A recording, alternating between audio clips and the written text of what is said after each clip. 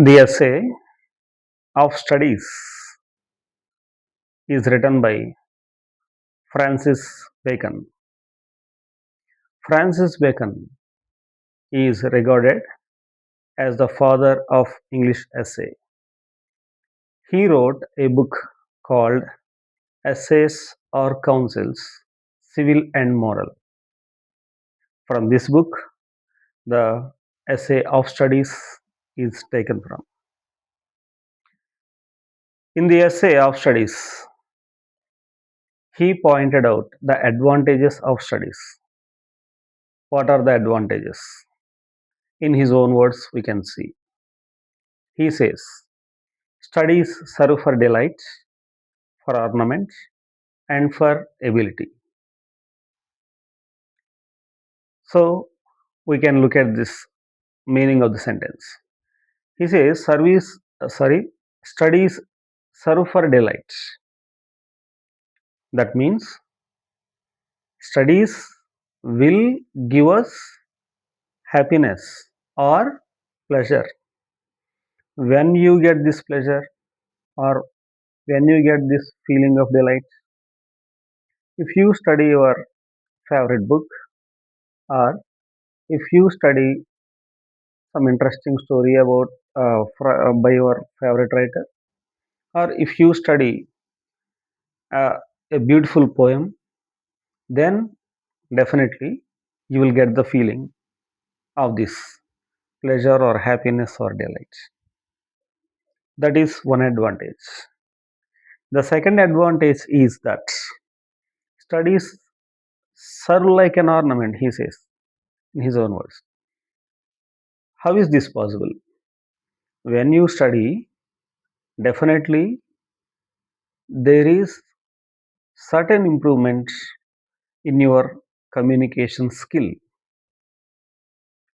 Your communication skill will be enriched, and the way you speak will be definitely impressive.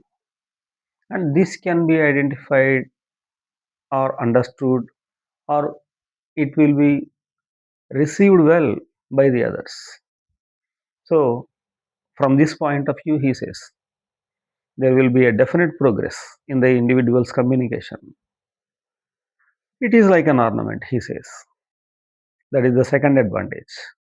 And the third advantage is that it increases our ability. So, because of our study or because of the studies, definitely our capacity to take decisions, our ability in selecting certain ways to act or to do things in a right way, that will be improved. So, it is the ability. So, this ability will be improved by studies, definitely. So, these are the three advantages. What is the first advantage? Says studies serve for delight. That means studies will give us happiness. The second advantage is they serve like ornaments. That means there is a definite improvement in the way we communicate people. There is a definite enrichment of communication skills. And the next one is that, and the third one is that definitely we will improve our ability to take decisions, the ability to take the right steps in the right way is increased. These are the advantages. And next, there are some disadvantages also because of studies. If you study too much, you will become lazy, you will be inactive. That's the first disadvantage. The second disadvantage is that, in his own words, he says, there will be a affectation. He says, what is this affectation? A show of learning, unnecessary show of learning our skill. These two must be avoided, according to the writer. He says, these two tendencies must be avoided. What is this? Sloth or laziness. it should be avoided. And affectation, without knowing also, those people who study well can speak too much or can speak for hours. So this is a tendency or this is a habit that will grow because of excessive study. So these two must be avoided, and then only will be good. And the third disadvantage he points out is that our study sometimes that will lead to lack of practical knowledge. Of course, this lack of practical knowledge will definitely overcome. We can overcome this minus points by gaining good experience by working slowly. So these are the disadvantages he points out. And next, he says that there are different kinds of people we can see around. Who are these different kinds? Some people are crafty. They hate studies. They dislike studies. They don't give much importance to academic progress. We can see some people around us like this. And some people, they are called simple men in his own words. The simple men admire studies, he says. Simple men respect studies and they have good opinion about this. And wise men use them properly, he says in his own words. So wise men are able to apply the rules of study in their real life situations properly. Means who are wise enough, who are clever enough to identify the difference between reality and theory. They can maintain a balance between things well. They understand the subjects, they understand life, and they can maintain balance between the two. They know how to apply the rules of study in their real life situations. So they are considered wise men. That's all. And he also spoke about different kinds of books in the essay. What are the different kinds of books? He says, in his own words, some books are to be tasted, some books are to be swallowed, and others are a few to be chewed and digested. So, what is this tasting? That means you can study a few portions of the book.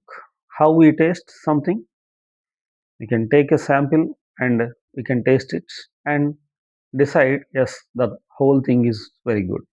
In the same way, we can take a particular book, we can go through some of the pages or some portions or some chapters of the pages, and you can conclude or you can decide, yes, this is a good book. And you can sometimes understand the total essence of the book, the total information of the book is very much qualitative, and you can decide it. So this is called a tasting process. And some others to be swallowed, he says. What is this swallowing activity? So though you are very much interested in it or not, some books are compulsory. They must be some compulsorily read. That is why he says swallow. Swallowing is irrespective of the taste. You can take some portions or some medicine, we swallow. In the same way, some books, whether you understand it or not, whether you like it or not, whether the matter is qualitative or not, they are compulsory. You should know some facts, and those facts must be received somehow. That is why you have to approach some books. You should study some books and get the essence of the book and remember it. That is what he says, that you should swallow them. That is how you should swallow them. And a few must be chewed and digested. That means, he says, There are certain books which are very much qualitative. I mean, they consist of more important information. That kind of books must be thoroughly read, repeatedly read, and you should understand each and every line, each and every portion of the book. They are very much important. That is how you should approach different kinds of books. And next, in our academic activities, we know some we can get some skills like reading, speaking, and writing. These are the skills we acquire in our studies. So reading is definitely a good habit. Because of reading only, we gain knowledge. And speaking is another good habit. If you are a good speaker, you are respected everywhere. Your speaking ability provides you many number of good opportunities wherever you go to work and to mingle with the people and to get respect.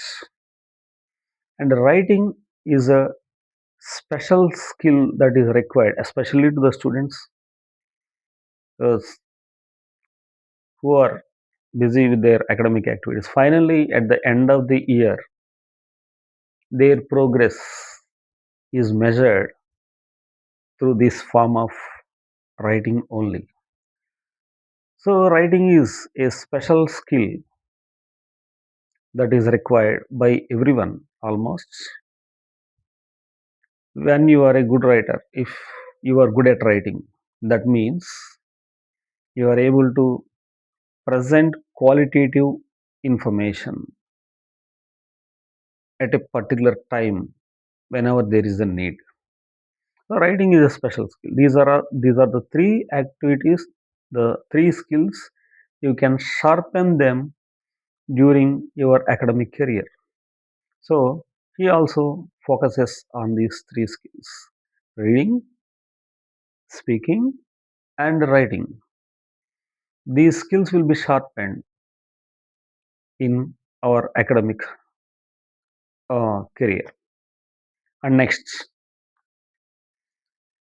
he finally, at the end of the essay, finds out as we do different physical activities, physical exercises for our physical well being or physical fitness. In the same way, we can study different subjects for our psychological progress. He gives some interesting examples. He says, if you study history, you will become wise. If you study mathematics, you will become clever and you will be quick in grasping. If you study logic and rhetoric, definitely your argumentative capacity will be growing. I mean, it will be doubled. Natural philosophy makes people think deeply. You'll be deep. You'll morally you'll be strong, but you are a little bit serious kind. You will become a little bit serious. And poetry, it makes man imaginative. So if you study different subjects like this, your psychological progress will be improved in this way, he says. So, in the essay called Of Studies, Francis Bacon, who is considered the father of English essay, points out the advantages of studies. Thank you.